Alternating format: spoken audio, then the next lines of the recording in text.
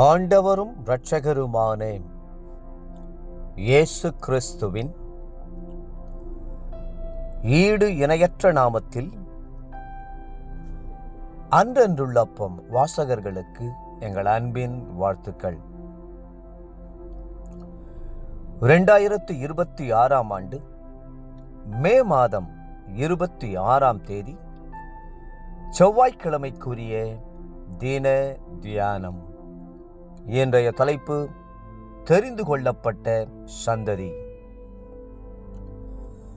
1 பேதுரு 2:9 சொல்லுகிறது, நீங்களோ உங்களை அந்தகாரத்தினின்று தம்முடைய ஆச்சரியமான ஒளியிடத்திற்கு வரவழைத்தவருடைய புண்ணியங்களை அறிவிக்கும்படிக்கு தெரிந்து கொள்ளப்பட்ட சந்ததியாயும் ராஜரீகமான ஆசாரிய கூட்டமாயும் பரிசுத்த ஜாதியாயும் அவருக்கு சொந்தமான ஜனமாயும் இருக்கிறீர்கள். வேத வசனங்களை பல முறை திரும்ப திரும்ப வாசிக்கும் பொழுது நாம் யார் என்பதையும் நம்மை குறித்து தேவனுடைய நோக்கம் என்ன என்பதையும் அறிந்து கொண்டு கர்த்தரை மகிமைப்படுத்த முடியும். கர்த்தருடைய பார்வையிலே நாம் தெரிந்து கொள்ளப்பட்ட சந்ததியாயும் ராஜரீகமான ஆசாரிய கூட்டமாயும் பரிசுத்த ஜாதியாகவும் அவருக்கு சொந்தமான ஜனமாகவும் உள்ளோம். பழைய ஏற்பாட்டு காலத்தில் ஆபிரகாமின் சந்ததியான இஸ்ரவேலரை கர்த்தர் தமக்கென்று தெரிந்து கொண்டார். அவர்களுக்கு வாக்குத்தத்தங்களை கொடுத்தார். அவர்களோடு உடன்படிக்கை செய்தார். அவர்களுக்குள்ளே முற்பிதாக்களை எழுப்பினார். அவர்களுக்காக வழக்காடி யுத்தம் செய்தார். கானானிலிருந்து 7 ஜாதிகளையும் 31 ராஜாக்களையும் துரத்திவிட்டு பாலும் தேனும் ஓடுகிற தேசத்தை சுதந்திரமாக கொடுத்தார். இஸ்ரவேல் ஜனங்கள் தேவனால் தெரிந்து கொள்ளப்பட்ட சந்ததியாய் இருந்தார்கள் என்பதே அதன் காரணம். ஆனால் புதிய ஏற்பாட்டுக்கு வரும்போது தேவன் கிறிஸ்துவுக்குள் நம்மை தெரிந்து கொண்டார்.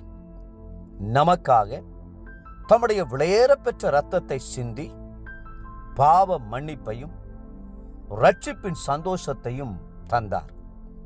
நமக்கு வாக்குத்தத்தங்களை கொடுத்து தம்முடைய இரத்தத்தினாலே உடன்படிக்கையும் செய்தார். நமக்கு பரம காணானாகிய பரலோக ராஜ்யத்தை வாக்கு பண்ணி அன்போடு அழைத்து செல்ல சித்தமானார்.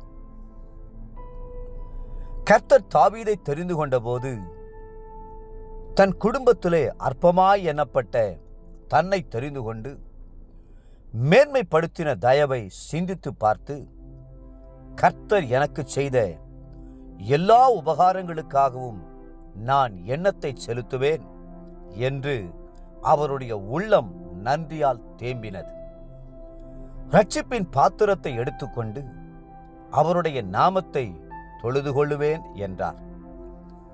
சிலரை ஆண்டவர் உபத்திரவத்தின் குகைகளிலேயும் தாயின் வயிற்றிலேயும் தெரிந்து கொள்ளுகிறார். ஆனால் சிலரையோ உலக தோற்றத்திற்கு முன்பாகவே தெரிந்து கொள்ளுகிறார். அவருடைய தெரிந்து கொள்ளுதல் ஆச்சரியமானது. ஞானிகள் வெட்கப்படும்படி பேதமைகளை தெரிந்து கொள்கிறார். பலவான்கள் வெட்கப்படும்படி பலவீனரை தெரிந்து கொள்கிறார். அற்பமாய் எண்ணப்பட்டவர்களையும் பரதேசிகளையும் தெரிந்து கொள்கிறார்.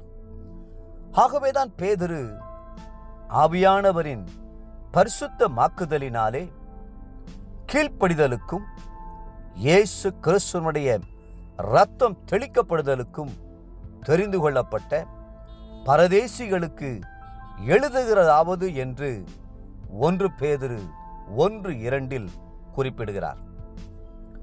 தேவப்பிள்ளைகளே, நீங்கள் இந்த உலகத்திலே அந்நியராயும் பரதேசிகள் என்றும் அழைக்கப்பட்டாலும் கூட நீங்கள் உன்னதமான தேவனால் தெரிந்து கொள்ளப்பட்டவர்களாய் இருக்கிறீர்கள்.